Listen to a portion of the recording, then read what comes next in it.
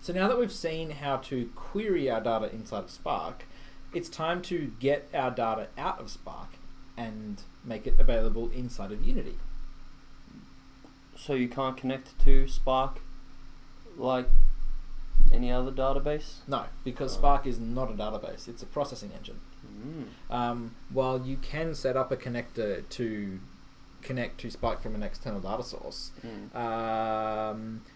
it's not... remember how we were talking at the very start about Spark, how it loads all the data into memory, does the query, and then forgets the data. Yeah. And how long that takes to load every single time. Like, we've only got a tiny set of data, and it takes a bit of time to actually load it up in the first case. Yeah. If you wanted to write a query that talked to Spark, and it was processing about, let's say, 50 to 100 gig or so, It'd be slow. It's going to take a long time to load that up, and then it's going to have to do the query and then forget about the data. Now, let's say there's two of us who are trying to do an analysis on the same data set. Spark can only run one thing at a time. So if I start mine and then you start yours a second later, you're blocked. Your thing will can sit here and run and say, I'm waiting for the process to come available, but it's not going to give you a result set until mine finishes. So Spark is amazing. It is wonderful. It is very fast as the pre-processing engine. You don't use it as an externally hosting data source. You can. There are special use cases for that, but that's not what we're talking about today. Fair enough. Alright, so we are going to make our data available because our stuff is really not that big. It's pretty small. We are going to take advantage of the free tier of AWS and create an RDS service, which we're going to use as MySQL. Real damn sweet. Real damn sweet database. Yeah. No, a relational data store. But I do like your idea of coming up with cool names. Alright, so here we are. I'm in AWS. I've logged in. You can go to, if you're on the main screen, you've got services up the top. Services is available on every single AWS screen. Type in here and then type in RDS and you'll have RDS. I don't remember if we've talked about this part already or not, so quickly covering it again. Along the top, you've got your pin. You can go to the pin and then go, I really like QuickSight, so I'll drag QuickSight up the top.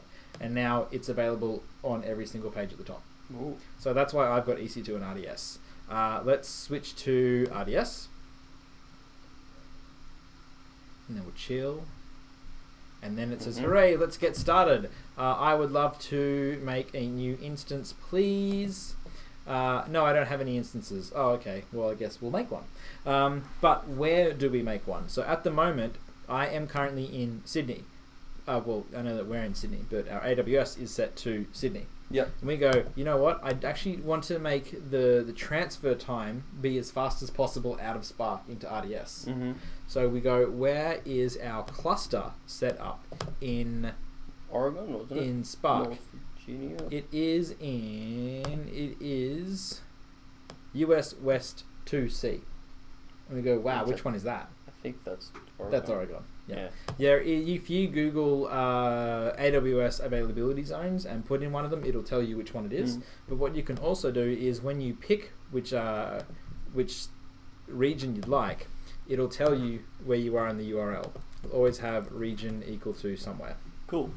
So we're going to switch ourselves over to Oregon, which we just happen to know is US West 2, which is down in the bottom left right now. I can't move the mouse, otherwise it would change it, but it's US West 2.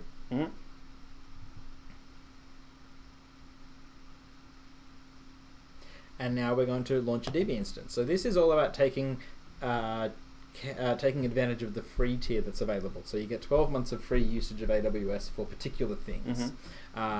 So let's tick on free tier eligible only, and that'll get rid of Aurora because Aurora is not available in the free tier. Bugger, Aurora is wonderful.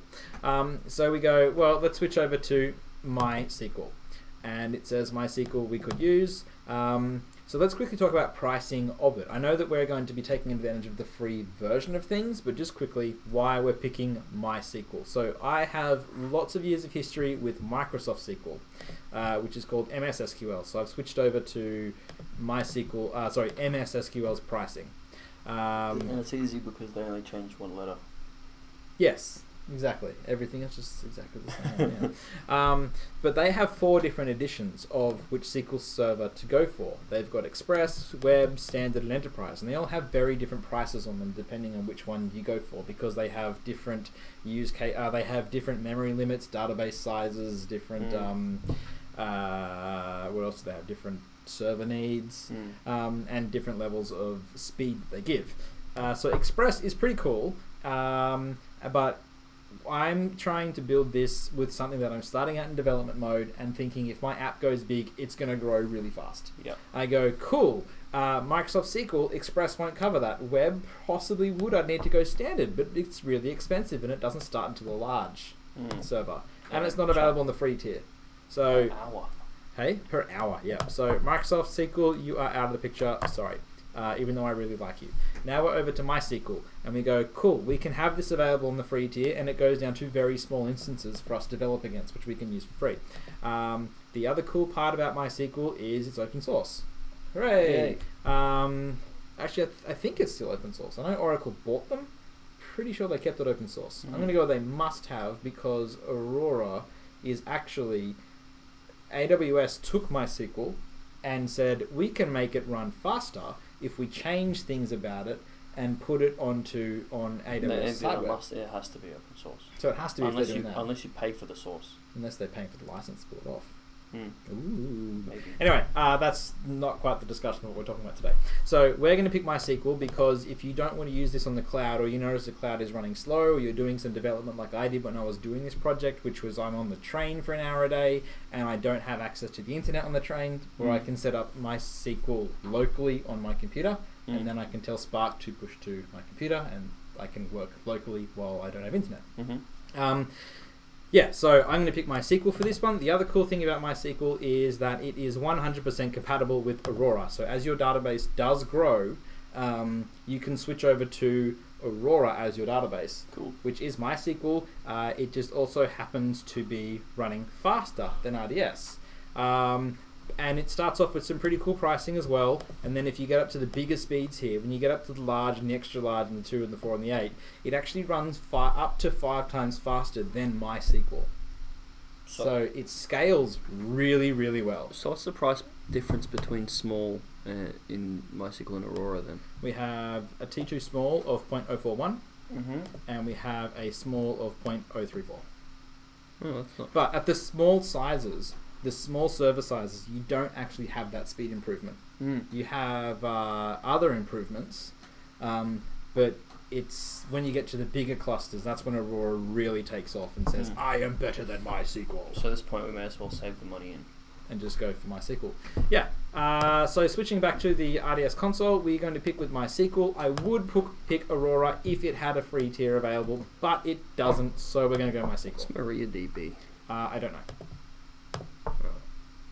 Right. I do, but I want to just focus on it. Sorry, I should be more specific about that. It's all good. Yeah. Alright, so here we go. The free tier is going to give us a T2 micro instance and 20 gigabytes of storage. That is plenty for us. If we run out of 20 gigs of storage, then we can set up another RDS instance, or we could look for a different solution, or we could just go to a bigger server because we've got more than 20 gigs of data. We've got users, and if we've got users, we should be making some money.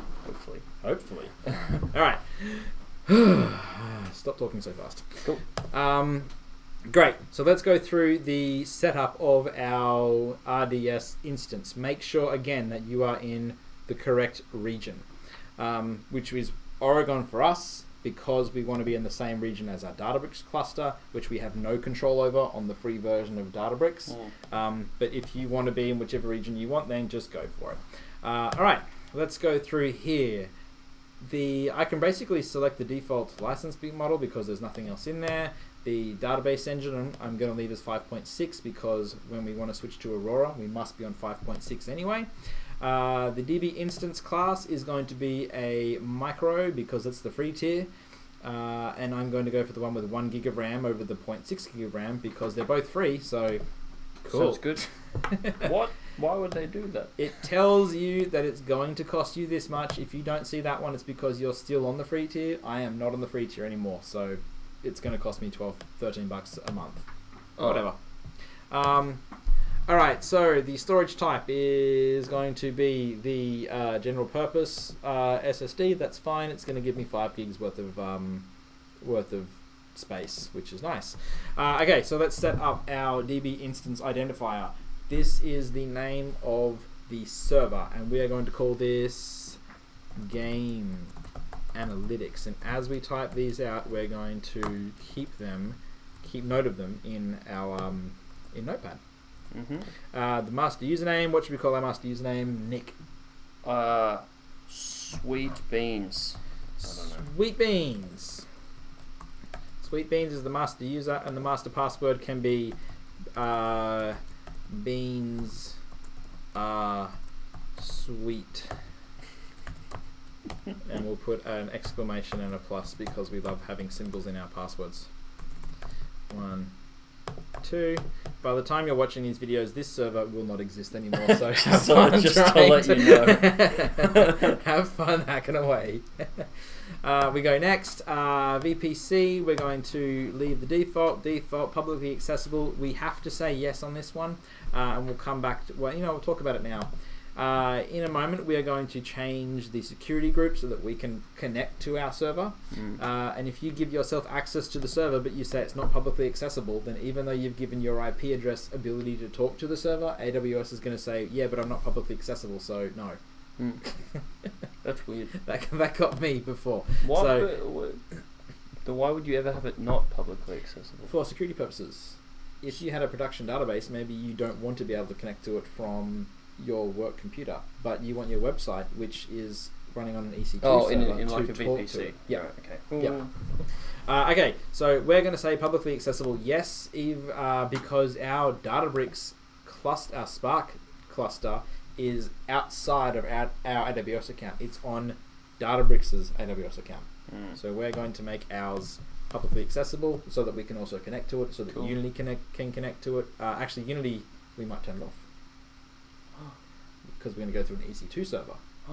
But anyway, okay, yeah, but just a note on that one. If you do go for your own DataBricks account, then it runs on your AWS account, not DataBricks'. So you can connect to it with that publicly accessible set to no.